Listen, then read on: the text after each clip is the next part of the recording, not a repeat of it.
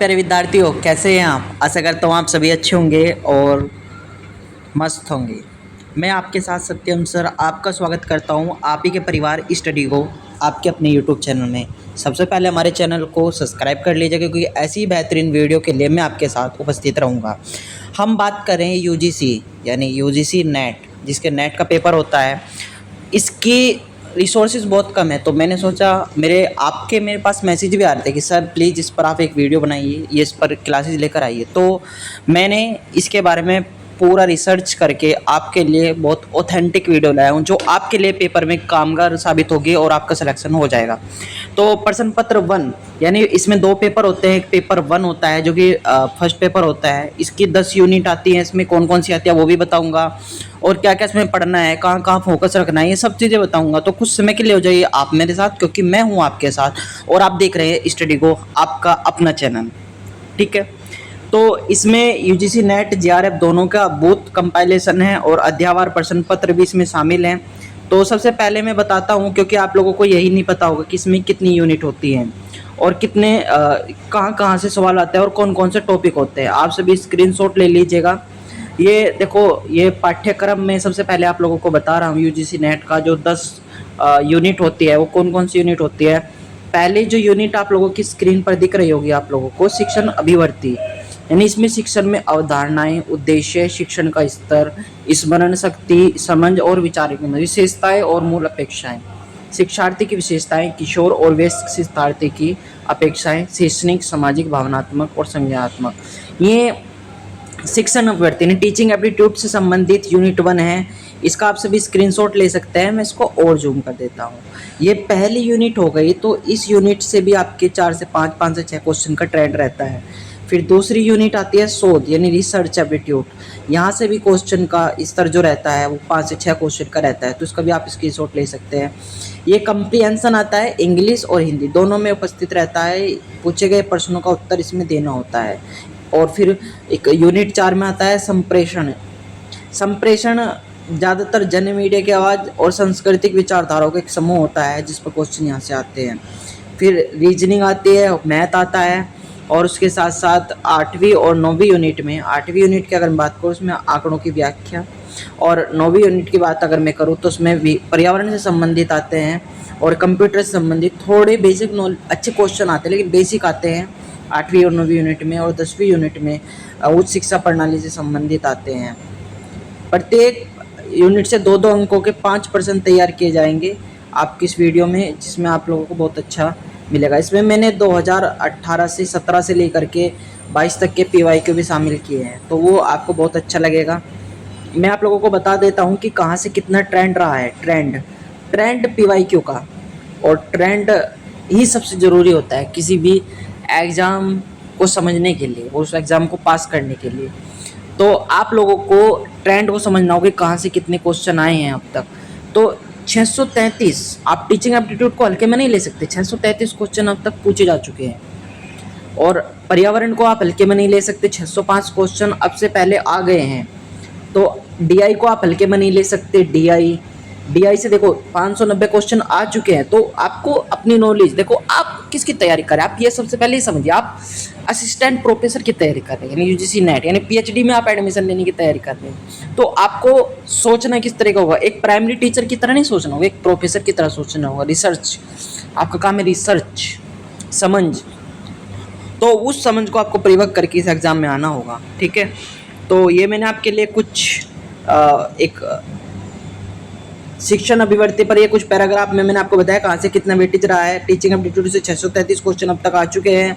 तो कंप्रीहेंशन तो 432 क्वेश्चन आ चुके हैं, और गणितीय तर्क अभिवर्ती 600 क्वेश्चन आ चुके हैं, आंकड़ों की व्याख्या से 590 और पर्यावरण से 605 आ चुके हैं। तो इस प्रकार से क्वेश्चन आए हुए हैं।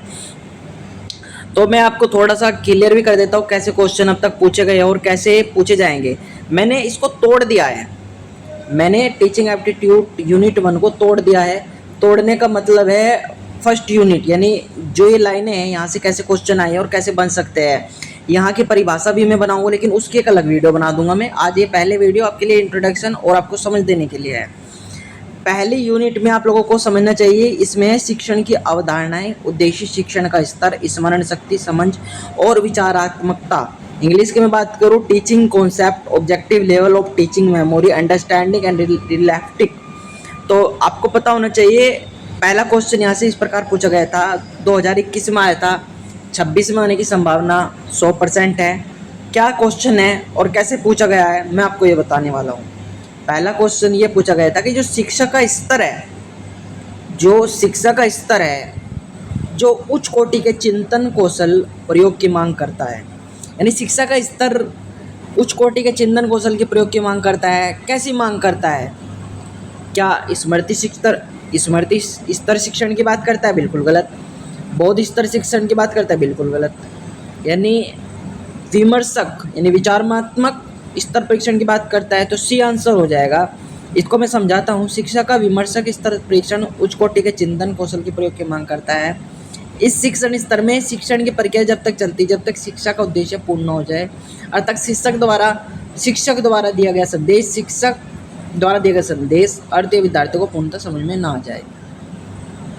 तो पहला क्वेश्चन इस प्रकार पूछा गया था यूजीसी नेट में, आप लोगों ने समझा होगा। और दूसरे क्वेश्चन की अगर मैं बात करूं, तो दूसरा क्वेश्चन मिलान का आया था, मैचिंग फ्लो का आया था। ये आया था आपका 2021 में। इसमें आपका मैचिंग किस प्रकार करना है वो मैं समझा देता हूँ। क्वेश्चन में जो पूछा गया था कि सकारात्मक अंतर्निर्भरता कथन किसने दिया है, तो डेविस जॉनसन ने दिया है। ये याद रखिएगा, इसका आप स्क्रीनशॉट ले सकते हैं, पूछा जा सकता है आगे चल करके। भूमिका निर्वाह फेनी स्पेटेल ने दिया है, और संरचित जांच रॉबर्ट स्लाविन ने दी है। विधि शास्त्रीय जांच डोनल अलाविर और जेम्स स्टेवर ने दी है। तो ये क्वेश्चन 26 में आने की संभावना रखता है, क्योंकि 21 में पूछा गया था यूजीसी नेट जेआरएफ में, लेकिन फिर 22 की सेकंड शिफ्ट में भी आया और 26 में आने की दावेदारी रखता है। आगे हम देखते हैं क्वेश्चन नंबर 3। पहले आप प्रश्न को पढ़िए। अध्यापन के विशिष्ट मॉडलों से विविध प्रकार के विचारों में वृद्धि होते हैं। संकल्पना रचना एक ऐसा मॉडल है जो आंगनात्मक रूप से समस्या समाधान का प्रशिक्षण देता है। संकल्पना निर्माण के चरणों में सही क्रम को पहचानना है।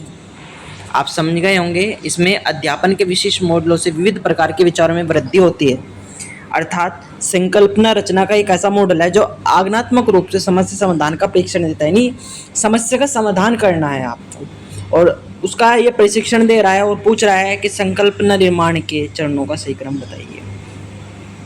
आपके सामने 4 क्वेश्चन हैं। मदों के सदस्यों के समान गुणों को श्रेणियों में रखना, विशेष समस्या की पहचान करना, श्रेणियों के लेबल विकसित करना, या विशेष समस्या से संगत आंकड़ों की गणना करना। तो आप लोगों को बताना है क्या सही होगा और क्या गलत होगा। तो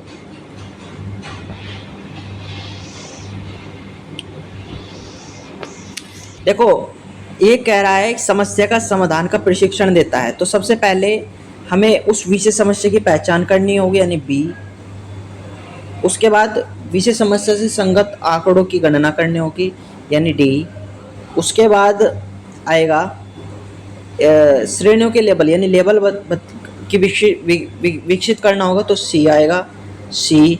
और उसके बाद आएगा मदों की सदस्यों के गुणों में श्रेणी में रखना, तो बी डी सी ए। तो हमारा आंसर हो जाएगा B D C A, B D C ए।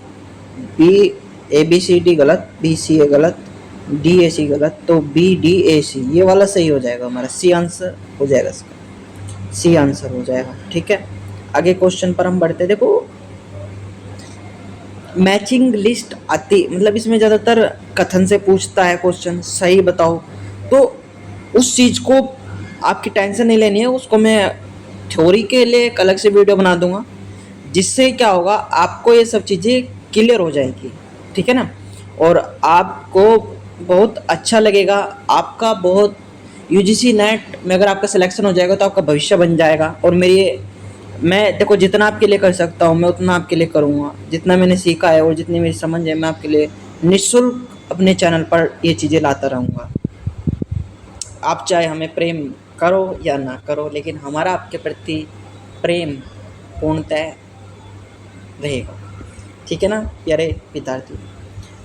देखो, क्वेश्चन नंबर 4 में किस प्रकार क्या पूछा गया है। इसमें पूछा गया है सकारात्मकता परस्पर निर्भरता किससे है, ये कथन किसका है। ये शिक्षण मॉडल है एक, सकारात्मक परस्पर निर्भरता क्या रॉबर्ट स्लाविन का है, पेनी कॉकटेल का है या रोजर जॉनसन का है, किसका है ये? तो ये आपको बताना है। 1 मिनट के लिए रुकिए। तो प्यारे विद्यार्थियों, जैसा आपको पता है सकारात्मक परस्पर निर्भरता रोजर जॉनसन विद्वान ने इस मॉडल को बताया और इस पर इनका कथन है।